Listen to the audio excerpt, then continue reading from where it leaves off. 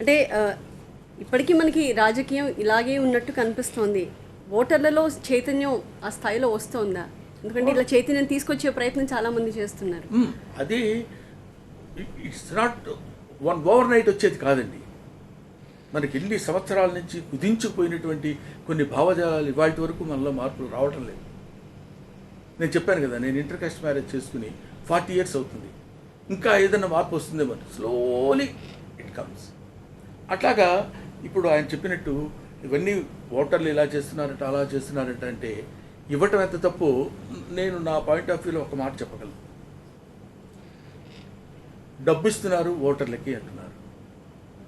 ఓటర్లకి డబ్బు ఇవ్వటం ఎంత తప్పు, ఓటర్లు తీసుకోవటం కూడా అంత తప్పు అని ఒక చట్టాన్ని పాస్ చేయగలిగినప్పుడు ఐ థింక్ ఒక పర్ఫెక్ట్ బిల్డప్ ఉన్నటువంటి సొసైటీ ఏర్పడుతుందని నా నమ్మకం. కానీ కొంతమంది రాజకీయ నాయకులు డబ్బులు ఇస్తే తీసుకోండి కానీ మాకు ఓటు వేయండి అని చెప్తున్నారు. మరి వాళ్ళు నో ఆప్షన్, డబ్బులు ఇస్తే తీసుకోవద్దని.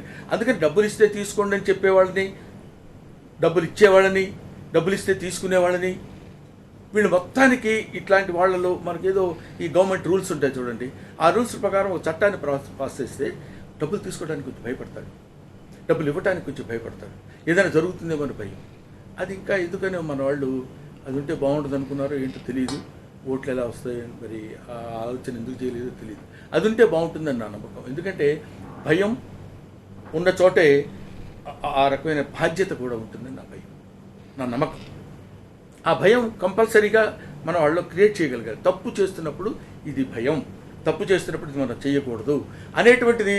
చేయకూడదు అంటే అలాగే అంటాడు, మళ్ళీ చేస్తాడు. ఎగ్జాక్ట్లీ. ఇప్పుడు ఆ రూల్స్ ఉన్నాయి, అధికారులు హెచ్చరిస్తున్నారు ముందస్తుగా, కానీ ఎక్కడికక్కడ నోట్ల కట్టలు పట్టుబడుతున్నాయి, జనం తీసుకుంటున్నారు. This is the human weakness. మనిషిలో ఉన్నటువంటి మానసిక బలహీనతలు తొలగినంత కాలం, వీళ్ళల్లో ఉన్నటువంటి ఆలోచన విధానం సరళీకృతం కానంత కాలం, మానవుల్లో ఉన్నటువంటి ఆ అధికార దాహం ఉందే అది వాడికి తగ్గనంత కాలం ఇవి ఇలా జరుగుతూనే ఉంటాయి, ఇవి ఇలా వస్తూనే ఉంటాయి, ఇలా జరుగుతూనే ఉంటాయి. ఇలా జరుగుతున్నాయా అని మనం ప్రశ్నిస్తూనే ఉంటాం, జరగకూడదు అని మనం చెప్తూనే ఉంటాం, చట్టం పాస్ చేశాను అనుకుంటూనే ఉంటాం. ఎక్కడో ఒక చోటన 1,00,000 మందికి ఒక్కడైనా మార్పు రాకపోతుందన్న ఆశతో బతుకుతాం. కోసుకో కాసుకో రాజకీయమా, ప్రజలు పనస తొనలు, మీరు కత్తి మొనలు. అవును, అట్లాంటివి కొన్ని. అంటే ఓటర్ల మీద, ప్రజల మీద, ప్రజలు ఏముందండి ఎన్ని చెప్పాడు శ్రీశ్రీ పాపం. అతను నమ్మిన సిద్ధాంతాలు ఎన్ని చెప్పాడు ప్రజల కోసం అన్నీ. అవన్నీ మనం ఇవాళ ఇప్పుడు మొన్న నాకు ఎప్పుడైనా గద్దర్ గారిది చాలా ఉన్నాయి, అందులో ఒక్క లైన్ నేను బిఏ చదువుతున్నప్పుడు ఇన్స్పైర్ అయిన లైన్. అదేంటంటే, చారలు కట్టిన పవిటే జరి అంచు నీకు అంటాడు. డాంబర్ రోడ్డు వేస్తున్నప్పుడు, తార్ రోడ్డు ఎండలో, కట్టికై భయంకరమైన ఎండలో, ఇప్పుడంటే ఏదో మిషన్స్ అవి వచ్చినాయి, లేని రోజుల్లో తట్టలో తారుతో కలుపుకున్న తీసుకొచ్చేసి అక్కడ అందిస్తుంటే అవి వాళ్ళు కడుతుంటే, ఈ కట్టుకొని పోయిన చీరకి, పాత చీరలు ఏవో కట్టుకుంటారు కదా పాపం, వాళ్ళకి ఈ చెమట పోసి ఆ చెమట ఆరిపోయిన తర్వాత ఉప్పు చారలు అంటారు చూడండి, తెల్లగా అయిపోతుంది చీర మీద. చారలు కట్టిన పమిటే జరి అంచు నీకు అంటాడు. సో అంత డెప్త్కి వెళ్ళి వాళ్ళు చెప్పగలిగినటువంటి ఆ కవిత్వంలో ఒక పేదవాడు పడేటువంటి బాధ, వాళ్ళలో కలిగేటువంటి ఆవేదన, వాడు తిండికి పడుతున్న బాధ, ధనవంతుడు తినే ప్రతి అన్నపు ముద్ద పేదవాడి ఆకలి చూపులతో ఏనాడో ఎంగిలి పడిపోయిందన్నాడు. ధనవంతుడు తినే ప్రతి అన్నపు ముద్ద పేదవాడి ఆకలి చూపులతో ఏనాడో ఎంగిలి పడిపోయిందన్నాడు. సో ఇలాంటివి కవితలు మన బోళ్ళన్ని ఆ రూట్కి వెళ్తే అదొక పెద్ద ఓషన్, దాని గురించి మనం చెప్పుకోవడానికి లేదు. అందుకని ఇవాళ చెప్పింది కాదండి, బొమ్మెర పోతన ఒక మాట అంటాడు, ఇవాళ ఈ కవిత్వాల్లోనే వచ్చి నేను చెప్పుకోవడానికి లేదు. ఒక డివోషనల్ పోయిట్లో ఉన్నవాడు కూడా ఒక మాట చెప్పాడు.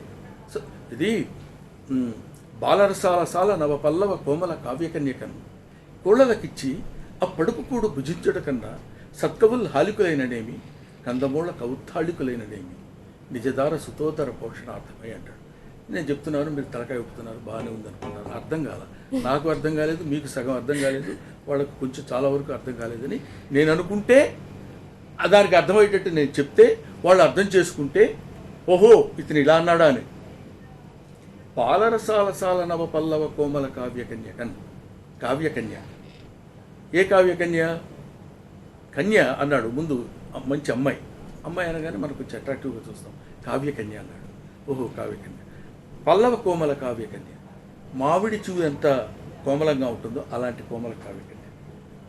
రసాల సాల నవ పల్లవ కోమల కావ్యకన్య, ఆ మామిడి చూరు కూడా పిచ్చి మామిడి కాదు, రసాల, మంచి రసాలు.